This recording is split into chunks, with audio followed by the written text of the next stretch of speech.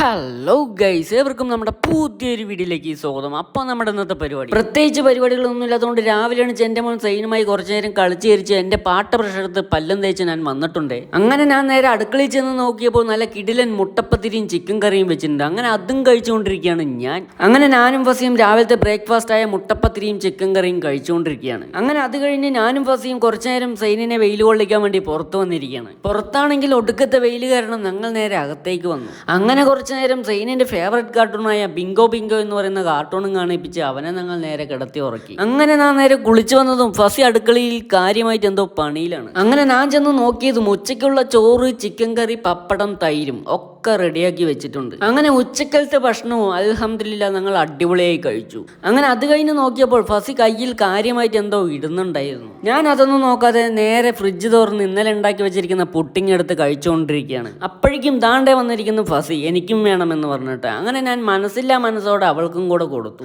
അങ്ങനെ അത് കഴിഞ്ഞ് നേരെ പള്ളി ചെന്നപ്പോൾ അവിടെ നല്ല ചായയും നെയ്യപ്പം കൊടുക്കുന്നുണ്ടായിരുന്നു. അങ്ങനെ ഞാൻ ചായ അവിടെ നിന്ന് കുടിച്ച് നെയ്യപ്പം വീട്ടിലേക്ക് കൊണ്ടുവന്നു. അപ്പോഴാണ് ഫസി പറയുന്നത് ഇന്ന് റിപ്പബ്ലിക് ഡേ അല്ലേ, എന്തെങ്കിലും വെറൈറ്റി ഉണ്ടാക്കിയാലോ എന്ന്. അങ്ങനെ ഞാൻ നേരെ നമ്മുടെ സ്വന്തം ഇക്കാന്റെ കടയിലെത്തി കുറച്ച് സാധനങ്ങളും വാങ്ങിച്ച് ഞാൻ നേരെ വീട്ടിലേക്ക്. അപ്പോഴാണ് ഫസി പറയുന്നത് അടുക്കളന്റെ ഭാഗത്തേക്ക് വരാൻ പാടില്ല, ഞാൻ സർപ്രൈസ് ആയിട്ട് ഉണ്ടാക്കി കാണിച്ചു തരാമെന്ന്.